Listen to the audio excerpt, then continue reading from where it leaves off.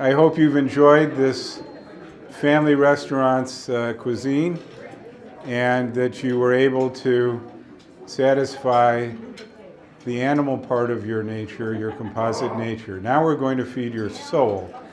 And I want to call your attention to, at everyone's plate there should be a Northwestern law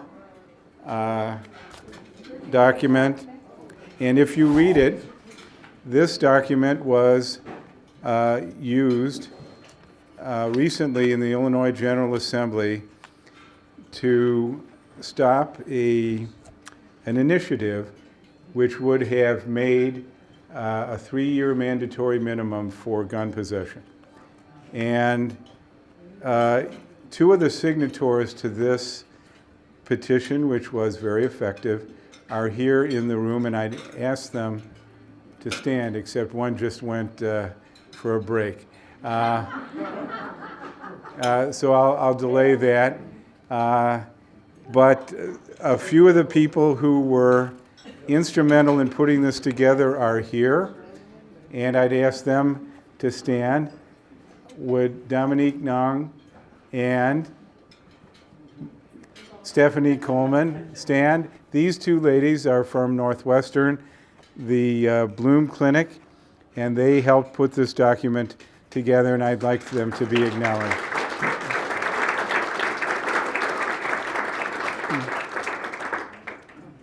In the background were the people from the Illinois Sentencing Policy and Advisory Council, and we are privileged to have the executive director. Oh, can you hear me now and you couldn't before? Or you can hear me both.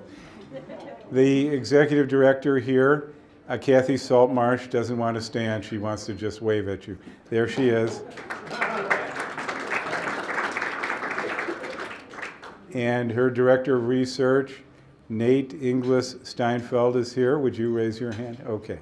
Thank you. All right. Well, rather than introduce everybody, because you're all special, we want to go directly now to our main speaker. And to introduce our main speaker, I would like to introduce our present president of the Illinois Academy of Criminology. If you will look at your blue program, we've had many presidents since it began in 1950. And we can look at some of the names. They're very famous, some of them. But not the least of them is our present president, who is the Senior Associate Dean of Faculty at Loyola University. You can imagine how responsible a position that is. But before he became a wicked administrator, he was a professor who combined his sociology, psychology to benefit his research in criminology. So it's very appropriate that we have as president, and to introduce our main speaker, Dean Arthur Lorigio.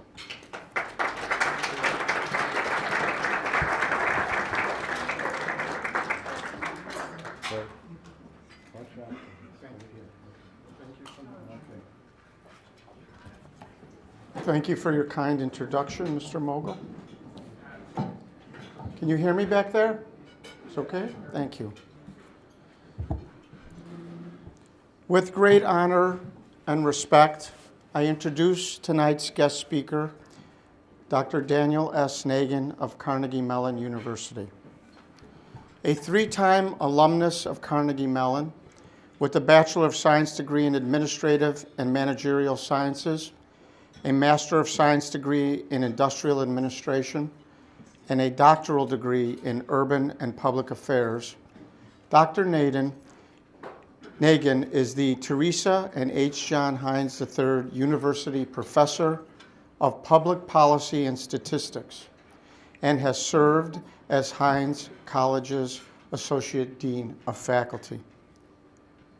Our esteemed speaker is an elected fellow of the American Society of Criminology and of the American Society for the Advancement of Science. In 2006, Professor Nagin received the American Society of Criminology's Edwin H. Sutherland Award for research contributions. Dr. Nagin's scholarship has been highly extensive and contributory. He is noted in particular for his research on the trajectory of criminal and antisocial behaviors over the life course, the deterrent effects of criminal and non-criminal sanctions on illegal behaviors, and the refinement of statistical techniques for analyzing longitudinal data.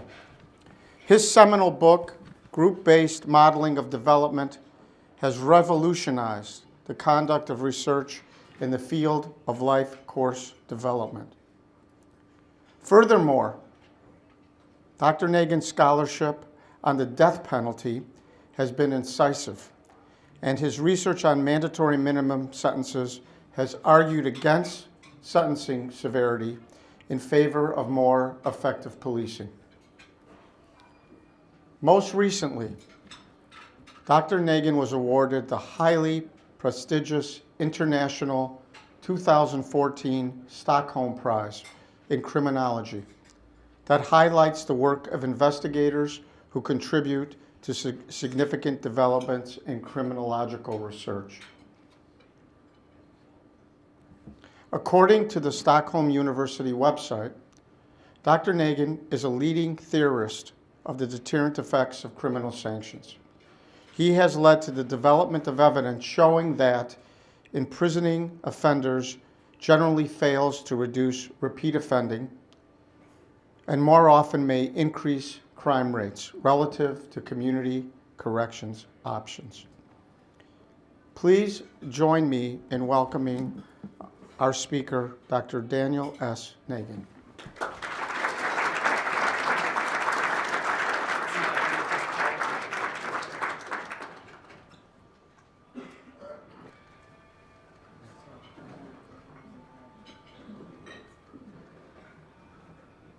Well, let me begin. First of all, I want to thank you for inviting me here. I'm honored to be. I was honored to receive this invitation, and thank you for having me. And as I've learned more about your organization, I've been ever more deeply impressed. I should say that Norval Morris, I've known knew for decades, and he is one of my heroes. And so I was delighted to hear of that he had been one of your past presidents. Okay. Well, let me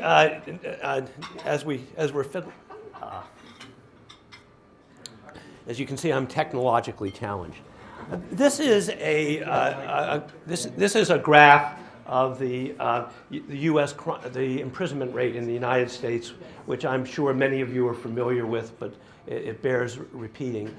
For more than 50 years, the imprisonment rates in the United States from the 20s through the early 70s hovered around about 100 per 100,000. Beginning in 1973, imprisonment rates began increasing in the United States and increased with every year without exception until 1910. And since then, there have been some small decreases, but we continue to have an imprisonment rate of over 500 per 100,000, and when you include people who are incarcerated in our nation's jails, we now have about 1% of our adult population behind bars.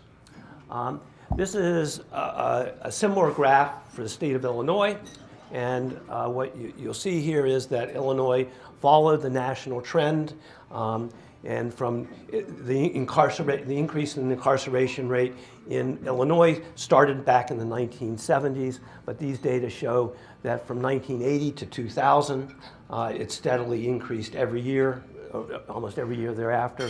And around in 2000, like many other states, incarceration rates flattened out, but continued to rise nationwide because the number of people incarcerated at the federal level was also increasing. So, it's worth going back and seeing some recent commentary on incarceration in the United States. 10 years ago, Associate Justice Anthony Kennedy said, "Our resources are misspent, our punishments too severe, our sentences too long." 10 years later, Eric Holder said pretty much the same thing, telling us that we have too many people go to too many prisons for far too long for no good law enforcement reason. 250 years ago, Cesar Beccaria made the point that it is better to prevent crime than punish them. This is an admonition which, at least for the last 30 or 40 years, most of our policymakers have been ignoring. And we now know that there are ways of preventing crime. Okay, yeah, so I can see this. Of preventing crime so we don't have to punish them. We now know that early childhood development programs can be decisive in this regard. And an important person who's really been making this point is Jim Heckman at the University of Chicago, but others have made it prior to Jim doing that. We also know that things like drug treatment programs can have the same effect, and reentry programs. But I'm here today not to talk about these kinds of issues. As Art pointed out, I've done a lot of work on early childhood development programs.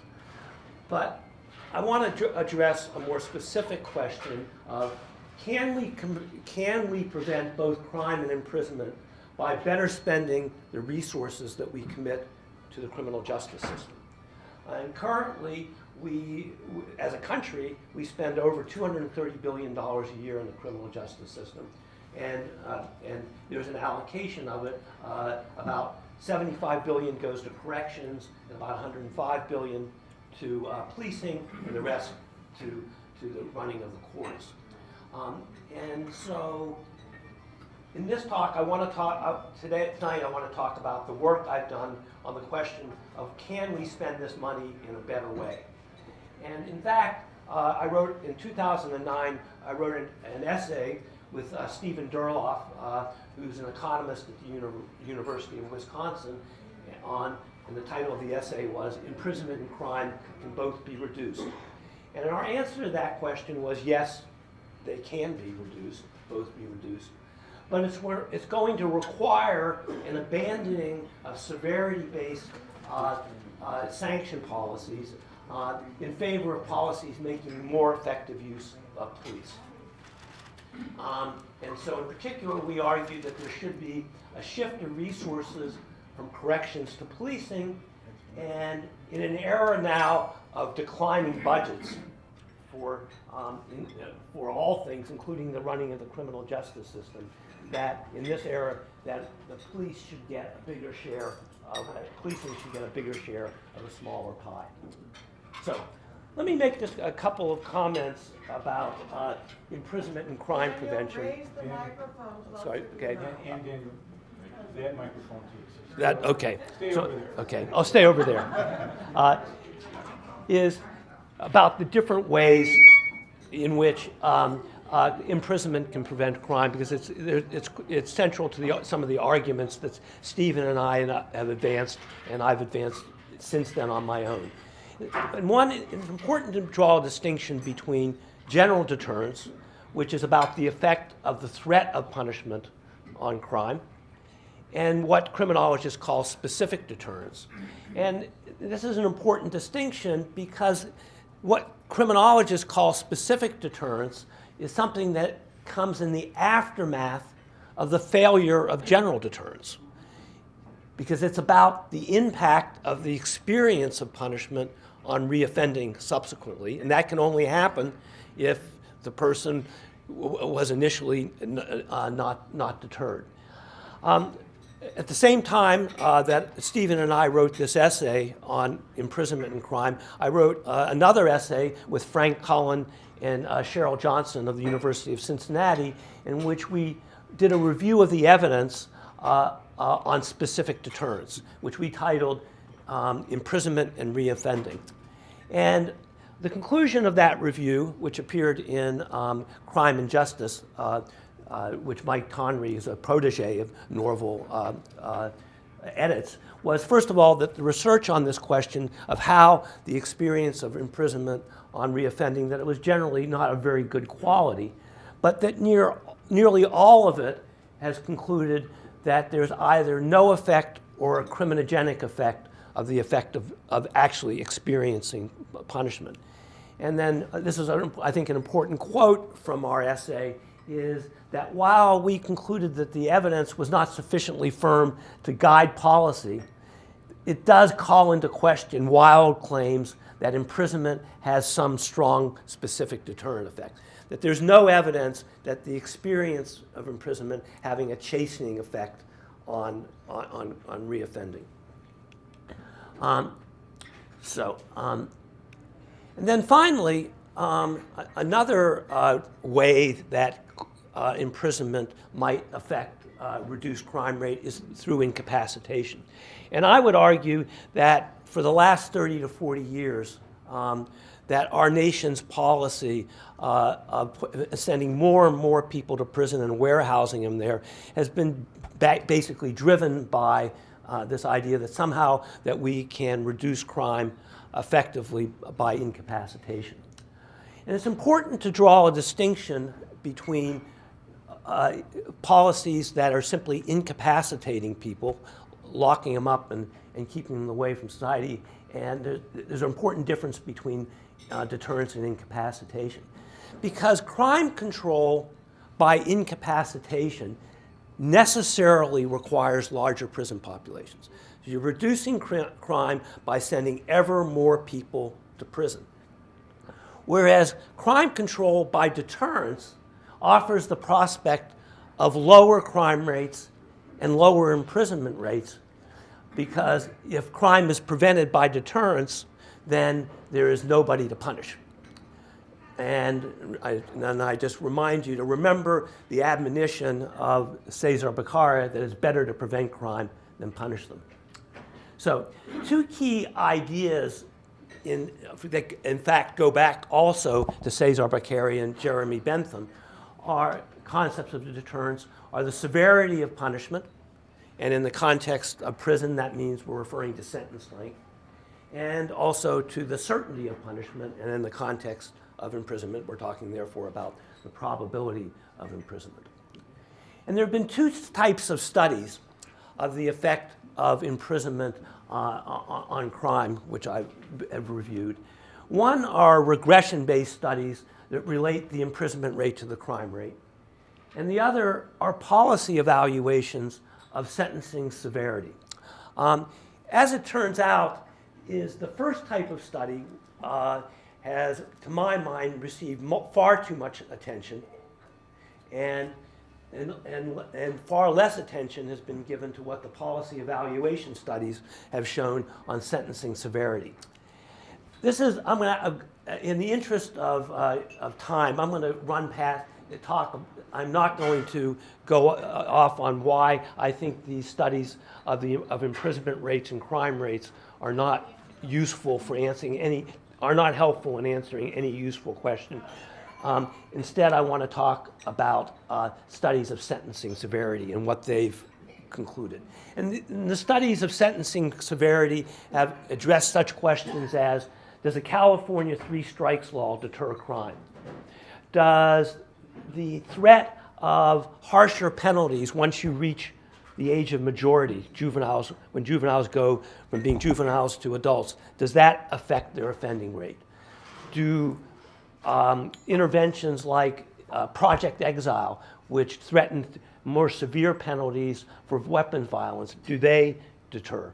And then 70-era studies of gun sentence enhancements. And the conclusion, when you look at this literature, is as follows: is that at best they find modest deterrent effects, but they mostly find no apparent deterrent effect.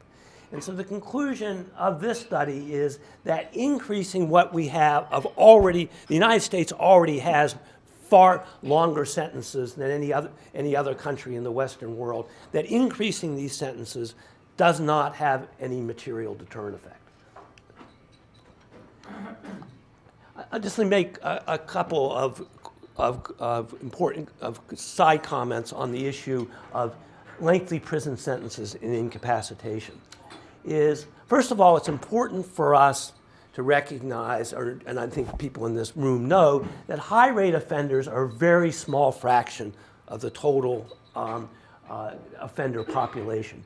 And therefore, sentencing policies like we've had, which I think, for example, the California three strikes law is emblematic of, are very, very blunt and inefficient ways of trying to identify and isolate the small fraction of high-rate offenders.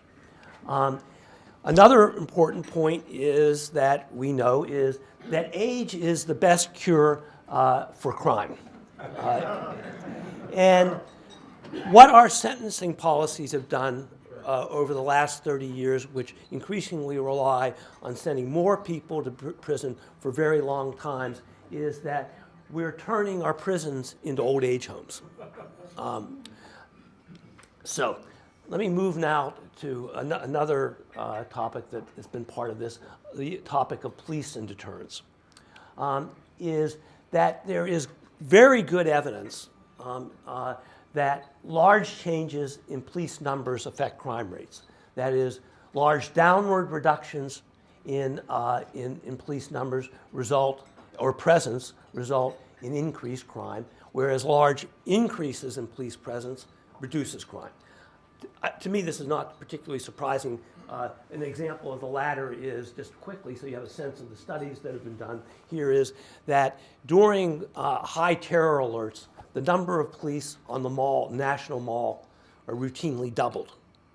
And every time that happens, there's a big drop in crime rate on the mall and around it. But another important way in which the police can prevent crime is by the way they are mobilized and utilized. And so there's lots of evidence that concentrating police at hotspots, crime hotspots, reduces crime.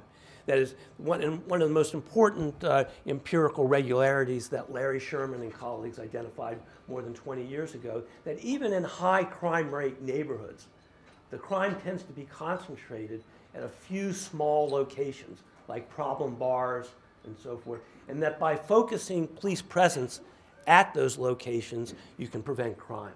And that then there have been various sorts of a variety of studies showing that what's sometimes called problem-oriented policing tactics can also be effective in reducing crime. And an example is a study that was done by my colleague at Carnegie Mellon, Jacqueline Cohen, and Jens Ludwig, who's at the University of Chicago now, that they did a study of problem-oriented policing in Pittsburgh, which was specifically designed to reduce gun violence in Pittsburgh, and they found that mobilization was quite effective in Pittsburgh. So let me bring this back now to ideas from deterrence and talk a little bit about the ideas of certainty of punishment and deterrence. The conventional wisdom is that certainty is a more effective deterrent than severity. Is an important caveat is that for that to be the case, there has to be some consequence that's associated with being caught and detected. But all the evidence shows that in the United States that we're well beyond the point of to make certainty work, that we have to make the severity of the consequences greater. As I said, this conclusion is consistent with research findings on the severity of deterrent effects, that there doesn't seem to be much of a severity effect. But it's important, now I want to make an important point, which ultimately relates to mandatory minimum sentencing, among other things, is it important to keep in mind that certainty is the product of a change of a chain of events beginning with the apprehension and then ending in punishment. And that, getting back to my point about policing, that the police are the first actors in this chain of events. So here's a graph showing that, just to make my point, is that somebody commits a crime, then there's apprehension, and P of A is the chances, the probability of being apprehended. Once you're apprehended, that there's a conviction that occurs, so there's a chance of conviction given apprehension. And then finally, if you're convicted, there's a chance of imprisonment given you're apprehended and convicted. And going back to this chain of events is that we have, as I described, good evidence that apprehension risk can deter crime. That is, apprehension risk can commit crime. We have no evidence, actually there's no evidence out there on whether there's a deterrent effect of heightening conviction given apprehension.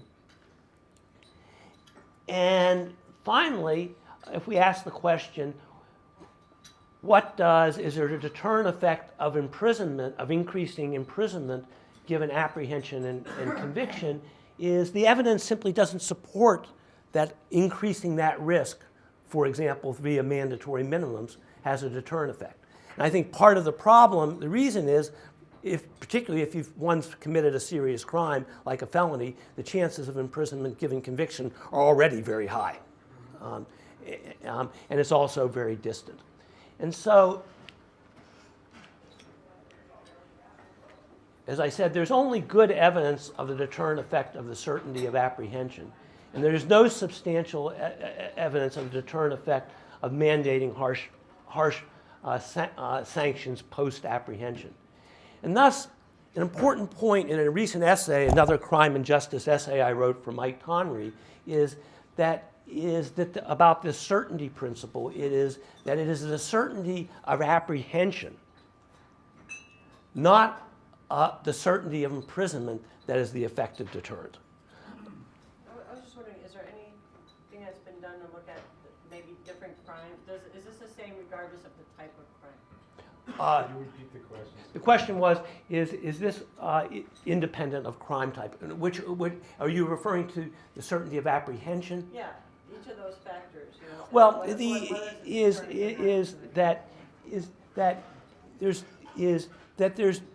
there's substantial evidence that the certainty of that police presence can reduce a wide variety of crimes, and particularly.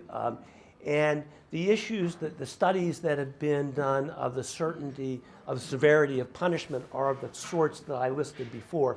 So it's not like it's systematically gone across different crimes, but these studies of severity not deterring are been done over a pretty wide variety of contexts. Okay. So what the policy implications of this are is that criminal justice-oriented solutions to crime problems should focus on the question, how can the police, what can the police do to prevent crimes from happening in the first place? And that putting more people in prison should be a last, not the first resort to crime control. And in my essay, the essay I described previously in Crime and Justice, I distinguish two roles of the police. One is their role as apprehension agents, and that's just catching people and arresting them and putting them in, moving them into the criminal justice system. And then another I describe as sentinels, and that the best evidence of deterrent effects of policing has to do with them operating in this so-called sentinel role. It's not to say that apprehension is not important, but it's important to keep in mind that when police apprehend or are in the mode of apprehending people, it's after deterrence has failed because they've committed a crime, and we want to stop them from committing a crime in the first place. And that finally, maybe some of the speakers who after this who are going to talk about policing, is it's very important when police are operating in this sentinel role, is that they respect the civil rights of citizens and do things and behave in a fashion that doesn't jeopardize police legitimacy. And I think that all we've seen happening in New York City over stop and frisk is, and the controversy that surrounds that is an object lesson in this final point. But let me stop here and let others. Thank you.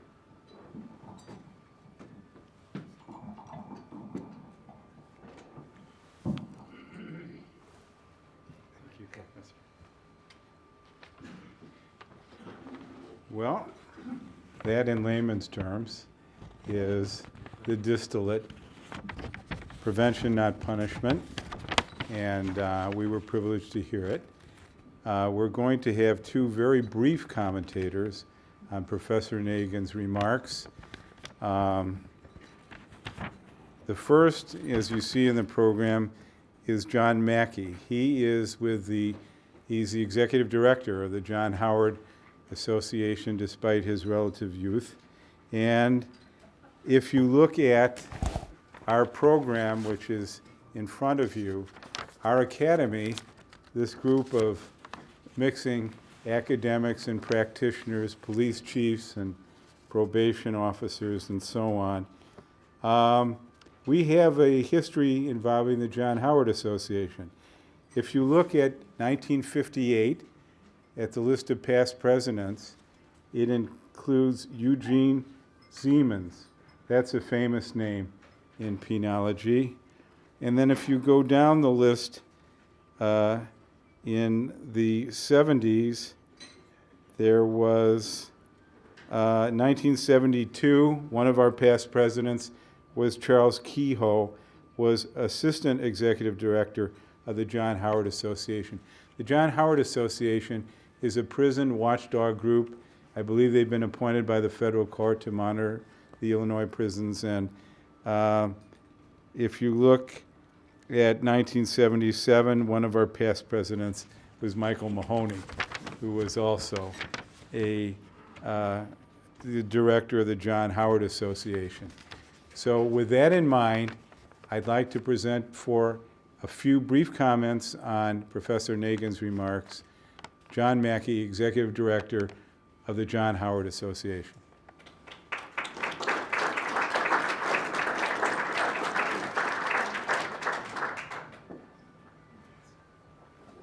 Oh, good evening, and thank you very much. And I got the message to be brief, and I will be very, very brief. I guess, first of all, a quick amendment.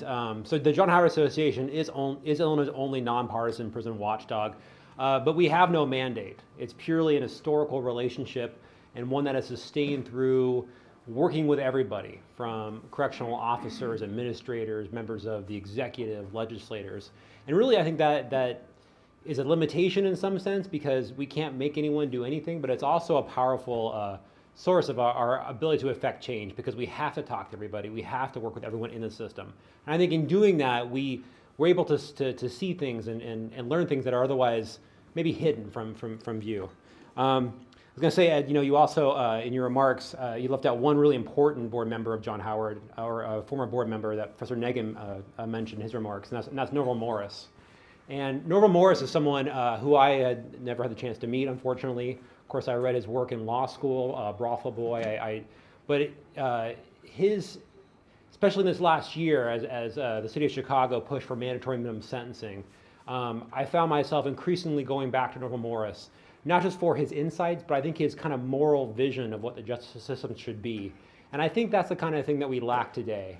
Not just a sense of what we should do, what we shouldn't do, but why we shouldn't do it. And Norval Morris, I think that's where he always began, and that's where he always ended. And I think it's refreshing in a way that, again, I hope we can rediscover that moral clarity.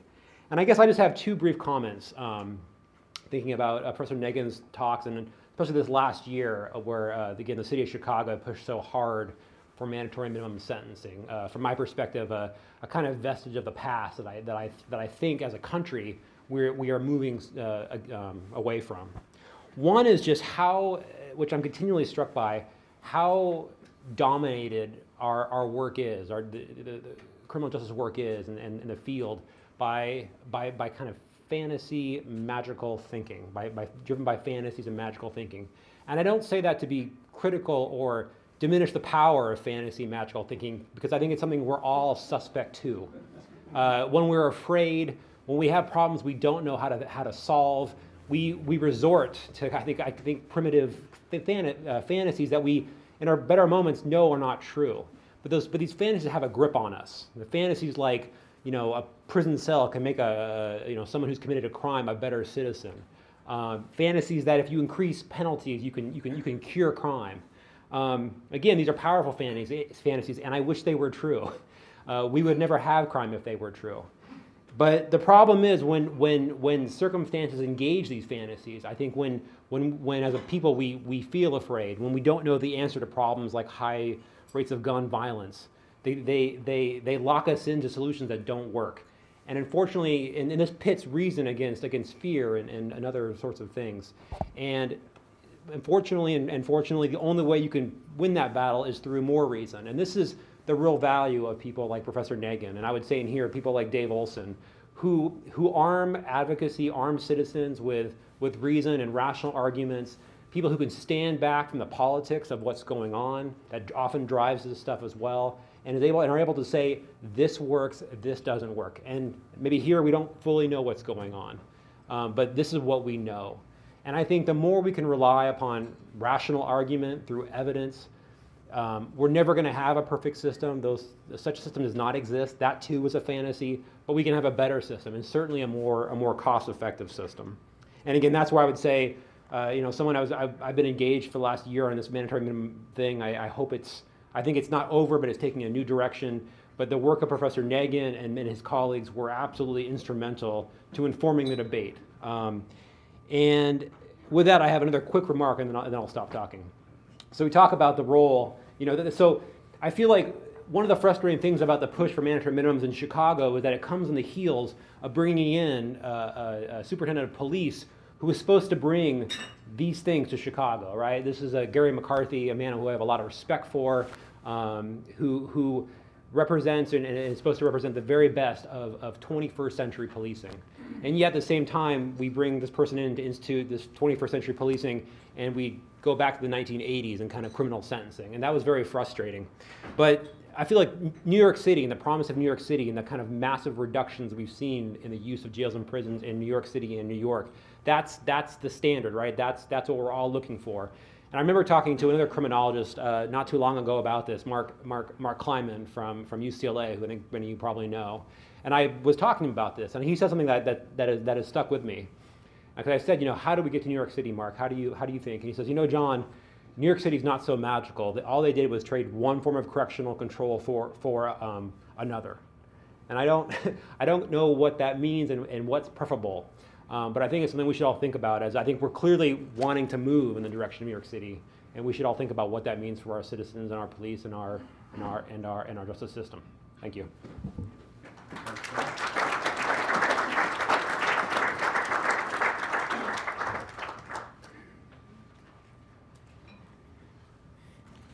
Being equally brief, our next speaker is a longtime member of the Academy. If again you'll look at your list of Academy presidents, a very long list taking 2 pages, you'll see the Academy was started in 1950 by Ernest Burgess and by a judge. Burgess was famous as the inventor of the Burgess concentric zone theory, which I studied in city planning, and I didn't realize until I just looked at it that he had also been the one to start our Academy. He is famous for applying sociological techniques to the study of many urban problems, including crime. But you'll see the date we began was 1950. And our next commentator, our final commentator, joined the Academy in 1951, the year after it began. Art Bielek entered the Chicago Police Department where he served in all ranks, including Director of Training under Superintendent O.W. Wilson. In 1962, Sheriff Ogilvie appointed Art to be the chief of the Cook County Sheriff's Police Department, and he turned what was notoriously a corrupt department at that time into an effective and model agency. He left policing to become an academic at the University of Illinois at Chicago and began the Criminal Justice Department there. He is now serving as the Executive Vice President of the Chicago Crime Commission. Those of us in Chicago know how powerful that group is, of businessmen and others who are interested in improving criminal justice. So with that, I give you our second and final commentator, Art Bielek.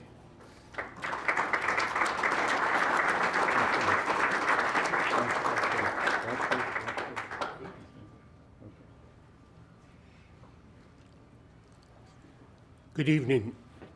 I don't know many of you here because many of my colleagues have left us, and the number keeps getting smaller each year. But that doesn't diminish the Academy, which for almost a century has been the hallmark of good criminal justice and what it should be and how it should get there in this community. And you're emblematic of that, the group that's here tonight, and a great tribute to the current administration of the Academy, the numbers that we have, in addition to the preeminence of our speaker. I drove 2.5 hours to get here tonight just to hear him talk. I have the highest possible respect for the professor. Let me just limit my remarks to this sort of off to one side perspective. The city of Chicago is a crucible of crime and drugs that's different from much of what goes on in the United States. It has become an institution in Chicago, and it's difficult to say that publicly. Nobody wants to hear that it has. It's become a cultural phenomena in the city of Chicago, and no one wants to hear that either. They want to pretend that crime is something that occurs and you call a policeman and he does something about it, and if they lag him, he goes into the criminal justice system, into felony review. God knows what's in that black hole. I haven't been able to find out in 50 years what's in that black hole of the felony review, but then it pops out again and he appears before a judge and he's sentenced to the penitentiary, and you saw what that looks like. So we have this very extraordinary situation in which there's a duality of criminal behavior, and it feeds on each of the two parts, and it goes around and around, and it never stops, and I don't think it can, because the side effect of it is the economics of the west and south side depend on this crime. You withdraw that, and you're going to have people standing on street corners as they do in the countries, in the Balkan areas, and even now in places like Italy and Greece, people that are unemployed, people that have nothing to do but sit around and talk and think of how rotten the government is and what they could do about it. The reason that isn't happening is because we employ them. We employ them in this duality of criminality that we have here in the city of Chicago, where one hand is the drug organization, a magnificent organization. I work on it many hours a week. I met with DEA all day yesterday on it. It's terrifying in its immensity.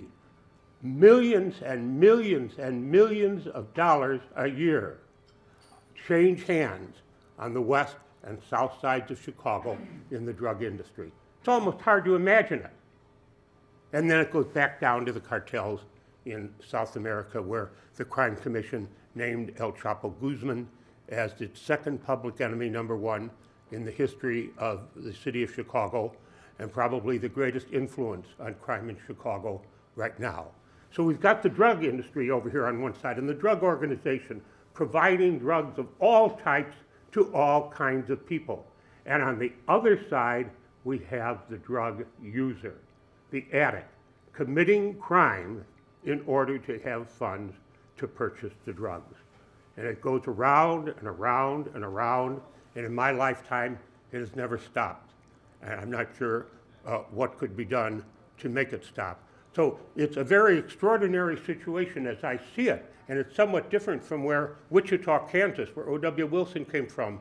And I'd sit there at our conferences, and he'd tend his fingers, and he'd say to me, Arthur, the ever-present police car is the most effective preventer of crime. Just what you heard here tonight, O.W. was a pioneer in that field, and he believed in it, and it worked in Wichita. Now, when O.W. came here, he tried to apply the same concept, and it didn't work because the police car was always down. It was making an arrest. It was in the station. Because of the unions, it wasn't even there at all. The officers weren't there. They weren't there to man the cars. Right as we speak, about a fourth of the city's police cars do not have any policemen in them. They're sitting in the parking lots because there aren't sufficient officers to patrol all the beats in the city of Chicago. And I would hope that someday a superintendent would have the guts to say, well, then let's have fewer beats. And then he'd at least have the beats manned. But we sort of live in this world where everybody sort of hides their eyes, and the police cars are back behind the buildings, and the beats are empty. So O.W. found that there was a difficulty here, that he never had an ever-present police car because the police car was always locking somebody up and was in the station, or the officers were time off because of appearing in court. It's a very difficult problem. It's a problem I've looked at since 1951. It's very difficult to resolve it. I'm leaving it in your hands to tell us, to do the research, and I'm hoping that the institutions of criminal justice, the police, as I've written about many, many times, the continuum of police, prosecutors, courts, and corrections, that apparatus will listen to what you say and apply it. Thank you.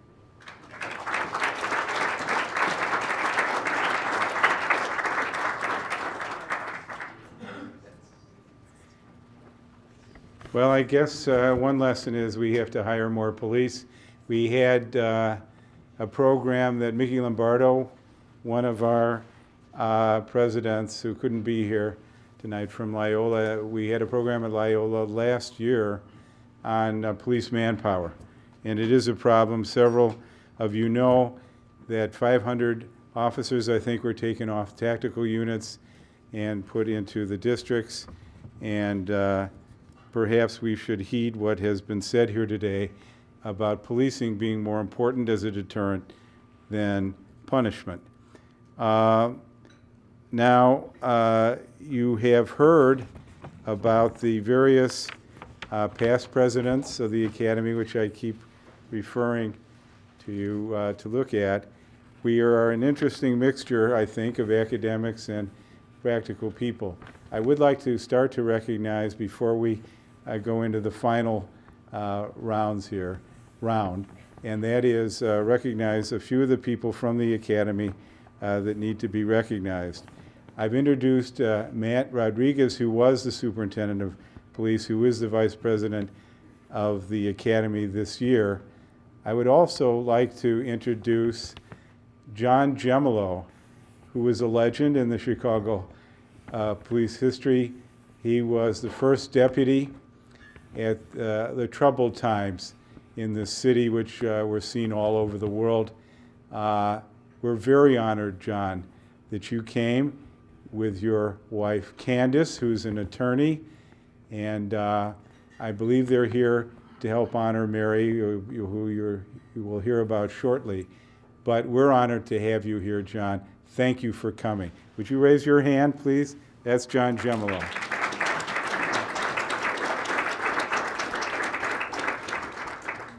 We have also someone who is guarding our streets even as we speak.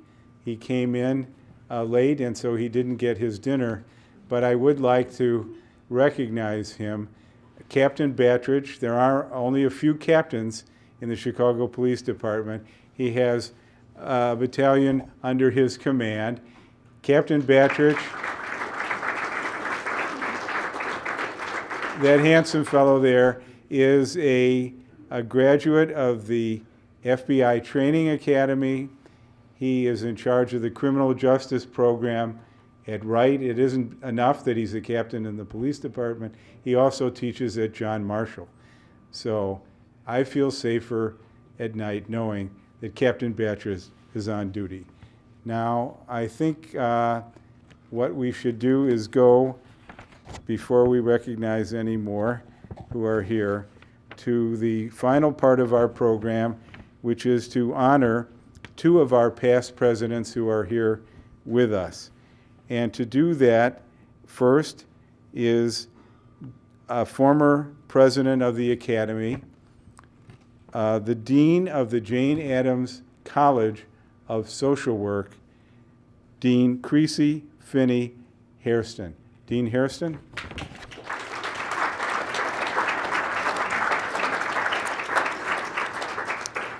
Now, believing that there was going to be a great snowstorm, and I knew that in a great snowstorm I would not travel from the south side here, I actually wrote some comments and emailed them to Ed so that he could read them. But since I'm here myself, I am now determined to read my comments. I am pleased to present past president and life member of the Academy, Mary Powers.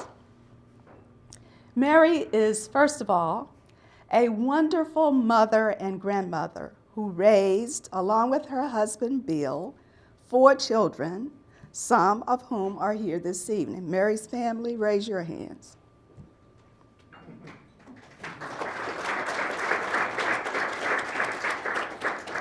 For me, Mary is a role model whose sustained dedication, commitment, and effectiveness I have witnessed from afar and up close for more than 25 years and prior to my moving to the city of Chicago.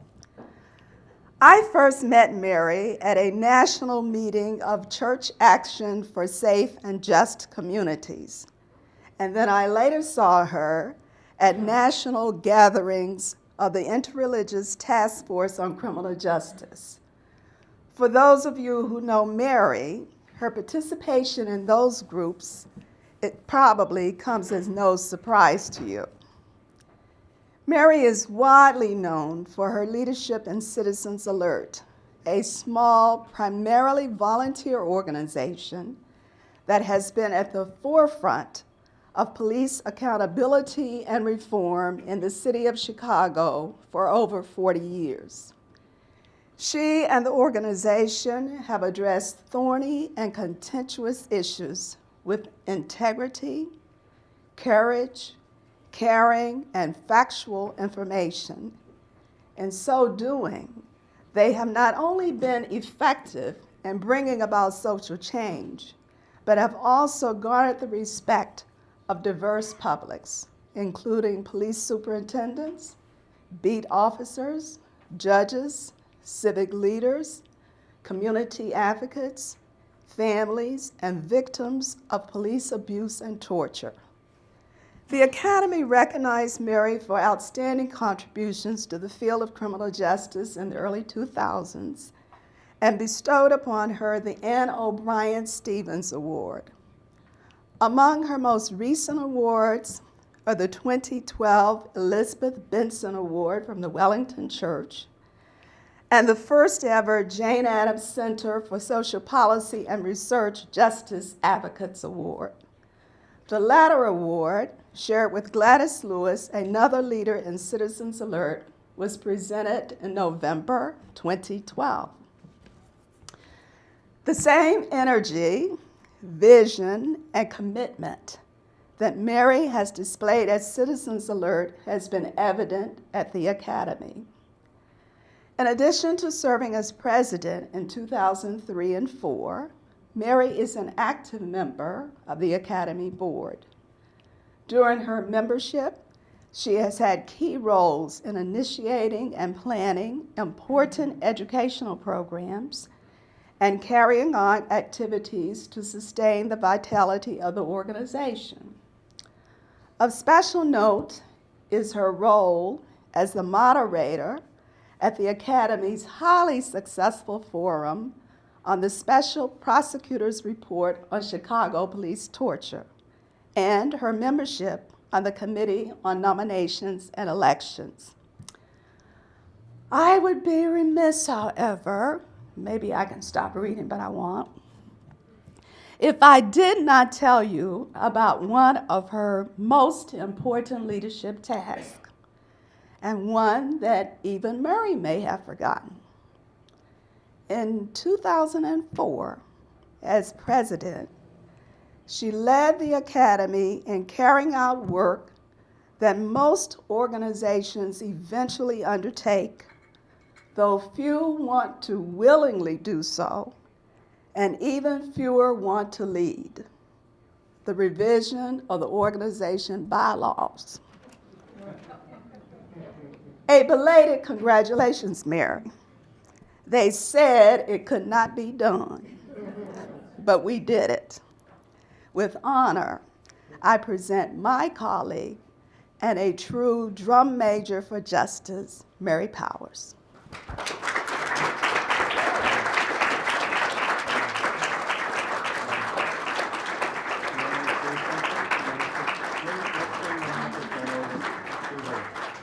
Stay there, Mary. Bring the microphone over. Thank everyone very No, wait. No, Mary. Wait.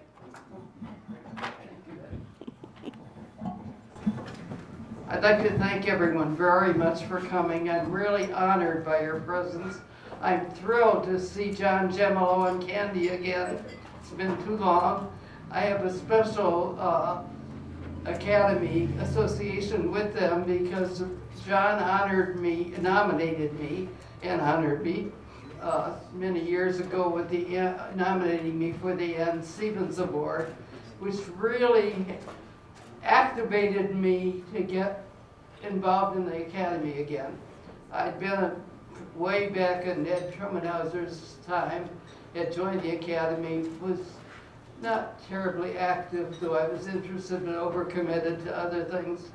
And when John nominated me for the Ann Stevens Award, I felt, well, I'd better do something with this award and get paid back. So I've been trying to do that.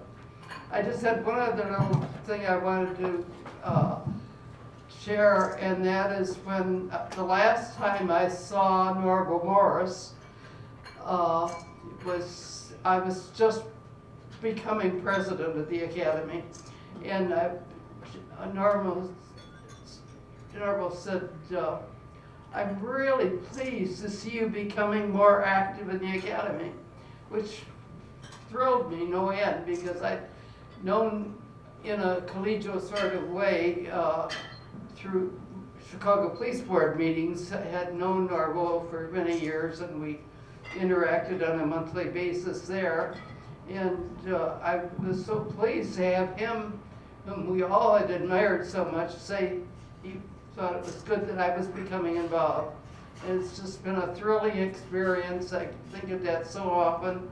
And I thank you very much for Chrissy, where you went for the award, and your kind words.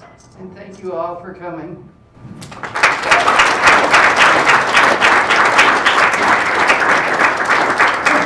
If you want to really learn about Mary, Jackie Rivers, the filmmaker, is here. I saw the film that she did of Mary and Mary's organization, Citizens Alert, which she started decades ago with Gladys Lewis, and it is a very impressive testament to this woman who is a legend in criminal justice circles. And the fact that the head of a police watchdog group could have a former first deputy come to help honor her is a testament to how she can bring two ends together. Mary is terrific. Thank you, Chrissy. And now our second honoree is going to be introduced by Elvis Slaughter, a former president of the Academy, and this is the part of the Academy that deals with penology. And Elvis, would you come forward, please?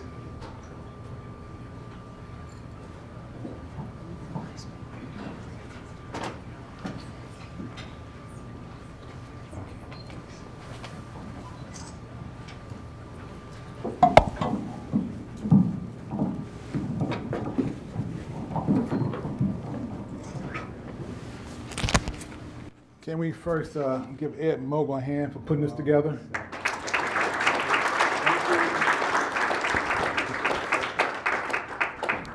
And also, we need to thank the professor. Yes.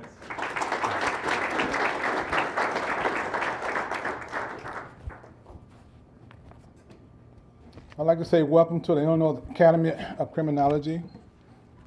My name is Elvis Slaughter. I'm a past president. I'm also a retired superintendent from the Sheriff Department. I'm here to speak about Dennis Drehos, one of our past presidents. I met Dennis in 1982. He was director of the Cook County Sheriff Department Training Academy. He worked under 4 sheriffs and served over 30 years. He held the ranks of officer, sergeant, lieutenant, captain, chief, superintendent, and director of the academy. He grew up in Chicago in the back of the yard neighborhood, and he retired from the Sheriff Department in 2007. Before and during retirement, Dennis worked as a college instructor, campus security officer, school board member, and he's currently teaching in Iowa. He is also a member of the Knights of Columbus. Dennis is here with his wonderful wife, Nancy, and his mother-in-law, Judy. Can y'all raise your hand, please?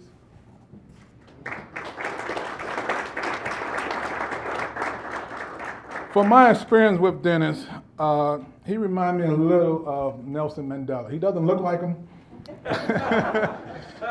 but he does remind me a little. He's very a forgiving person. That's what I mean. He has a real heart. And the second thing about Dennis, he also reminds me of a story. Hopefully this could solve some of the crime problems that we have in Chicago. There's a story about the 2 wolves. You ever heard of that story? That was told by the Cherokee grandfather to his grandson. And inside of us, there's always 2 wolves fighting. There's a good wolf and there's a bad wolf. And the grandson looked up at the grandfather and asked him, which one gonna win? And the grandfather, the Cherokee Indian, looked at his grandson and said, which one you feed? So in other words, that I look at, being working in the jail, the prison system, and taught a little bit in the correctional area, it's basically what you feed these kids. If you feed them the right thing, they will be productive. And so learning from Dennis, I could see he was fed the right thing. I'd like to welcome Dennis.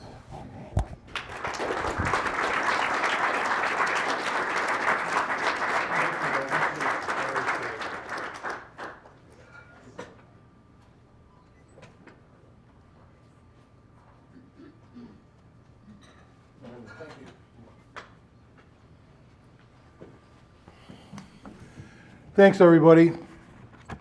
I'm glad that Ed asked me to share the honor tonight with Mary. He said that I should come along and really be part of the night so that we could fill the room because Mary couldn't get enough people to come. Actually, it's just the opposite. My activity with the organization pales in comparison to Mary. She's a great woman, a great patriot, a great citizen. In meeting her and people like her, and Ed, and many of the other past presidents, it's what inspired me through some of the tough times of my career at the Sheriff's Department. A lot of people forget about the correctional aspect of the criminal justice system. And when you are shown appreciation by people in civilian life and organizations like this one, it kind of regenerates your efforts and regenerates your optimism that you are doing something worthwhile. Just a few little comments I had, if you bear with me. I did some research on the major parts of our program tonight. And I read a lot about you, Professor Nagin, and you've devoted your whole life to studying the topics that have to do with crime and punishment and corrections and policing. And for that, I thank you and I congratulate you. And I've got a little tip for you coming up in June. I know you're going to be in Stockholm. I just wanted to tell you that the word gratis means congratulations in Swedish, and that vad ligger toaletten means where's the bathroom. Okay? Two of the most important things you should probably know there. I would also like to, if a speaker goes a little bit long, one last thing. I would learn the phrase, Kumna jag har min pace nu. Can I have my award now? Okay. So those things could be important to you over there. And in reading about Mary, and I did a lot of reading about her today, the things that described her and what I read about her were her persistence, not that she pounded away with one swift, strong, killing blow, because what she was trying to accomplish couldn't have been done that way. But year after year of persistence, that is what is to be admired about her. And did you know, and I hope you don't get mad at me for saying this, I told you before when you came in, that Mary was a social worker for the Red Cross during World War II. During World War II. So she has had interest in other people and in this country and in the well-being of people her entire life. So really tonight's about you, Mary. It's not about me, it's about you. And I really congratulate you and thank you. And you did one of the most important jobs too, by raising those 4 children. I don't have any children. But I will say this, one of the greatest preventers, along with increased police presence, is increased parental involvement. Increase that parental involvement in children's lives. I have learned that. I've seen very valuable billboards, maybe you saw them too, up along the expressways here, put up by the sheriff, as a matter of fact, that says, spend time with your children now so I won't have to later. Very important. And only one last thing I'd like to say is that probably the most negative aspect of my job, the entire career that I had, was having to deal with the political aspect of things. And many of you know that from being in the positions you were in, and you held the departments that you held. But I will say this. Remember that a politician thinks of the next election. A statesman thinks of the next generation. We need more statesmen in office rather than politicians. So I thank you. Ed, I thank you. I thank everybody else. And Mary, like I say, this night is yours, not mine. Congratulations.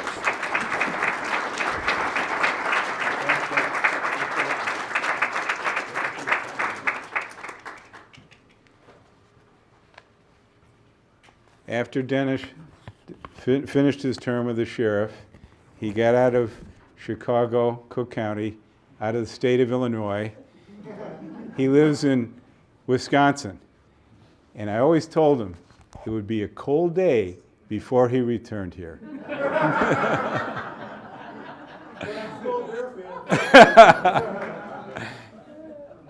I think you sensed from the way he spoke that there was more than just a correctional professional there, someone who can give us insight. And that's the richness of the academy. It draws upon people from a wide cross sections in criminal justice.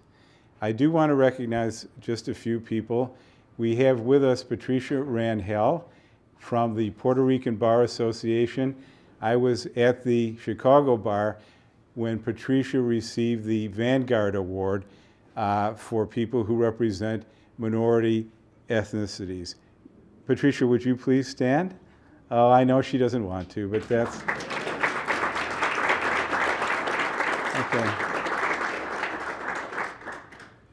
I told you that the Academy is a cross-section. We have a man in the back who was a past president, who is the author of how many books? 12? 16 books on true crime. He's a great historian of crime in Chicago. Richard Lindbergh, I ask you to stand. Okay. One of our past presidents who was a signatory to this very effective petition that stopped the initiative for mandatory minima is here with us. Douglas Thompson, who was and is a professor at Chicago State University, but he started an organization called Justice, Not Prison. Douglas, would you please stand?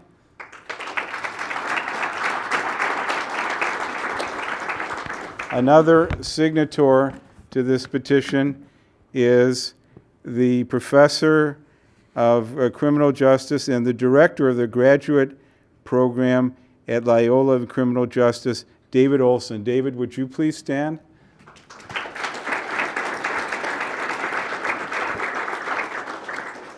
We have with us the first deputy public defender.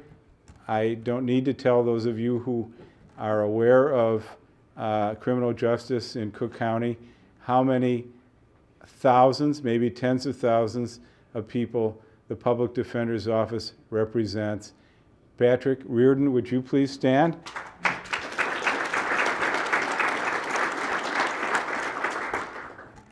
The Dean of the Illinois Academy of Criminology is a past president who is here with his daughter. Let me introduce first his daughter. She is Michelle Morrison, and she is the CEO of Youth Guidance, which has 14,000, I think, young troubled men under her guidance, and also the Becoming a Man initiative. It's a very impressive program, a huge responsibility, and a testament to the fact that she comes from good criminal justice stock. But I ask Michelle Morrison to please stand.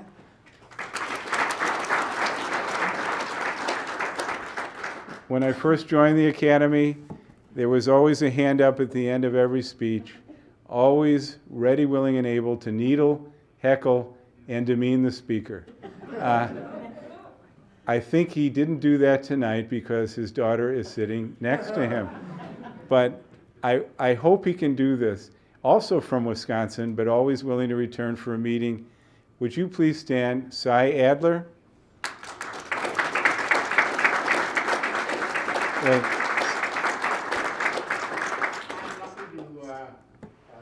sit, let alone stand. There, words of wisdom from Cy. Did you hear that? Yeah. We have with us a young Turk. I'm very proud to have been in class with him at the University of Chicago when I was hanging around that campus. He just was awarded tenure at John Marshall Law School, which is a big deal. His area now is intellectual property, but his background was, or part of the work he did, was in the statistical analysis of judicial decision making. And he is extremely bright, and I'm sure his students will benefit from his depth of understanding of all relevant fields. He is, when he was at the University of Chicago Law School, he was a Bigelow Fellow. I want to ask him to please stand so we could recognize him. William Ford.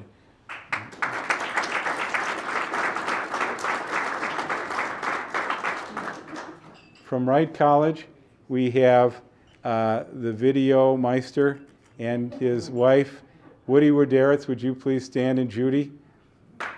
Okay.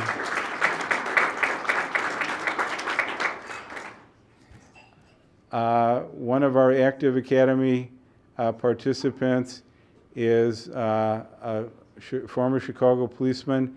He is now the head of the union of security officers at Wright. Mr. Fitzgerald, would you please stand? Okay.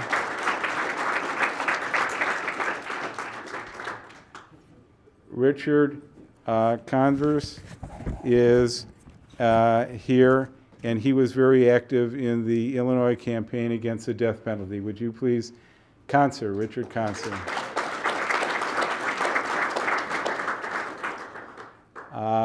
Tracy Boehm is here taking pictures from Windy City Times. Tracy, would you raise your hand? Okay.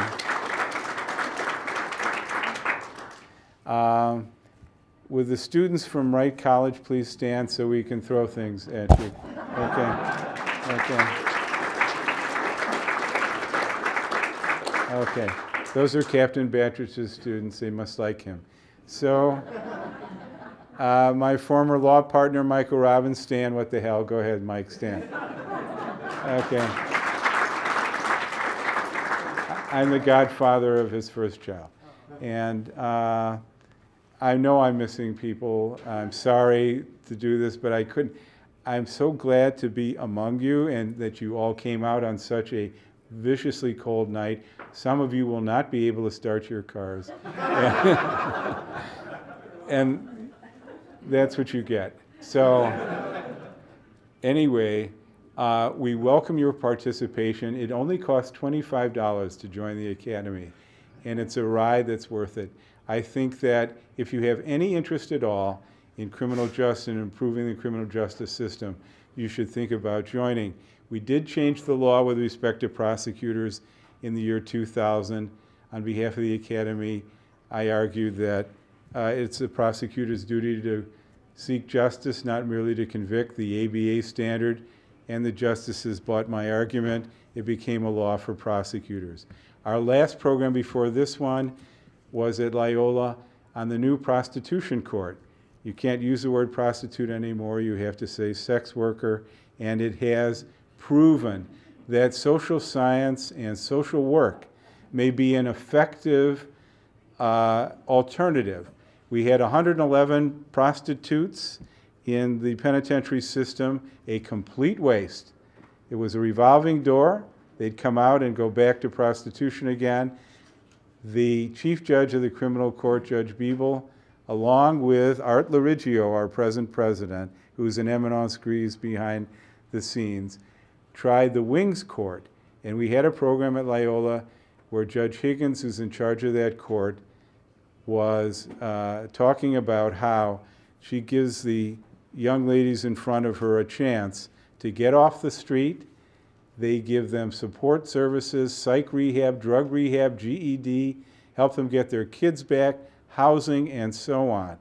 And a miracle has happened. In my lifetime, it's gone from punishing prostitutes to no avail, to actually doing some good work, getting them off the street.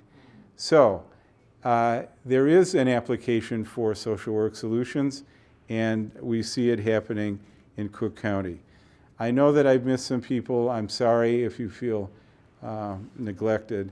You have my email and you can comment.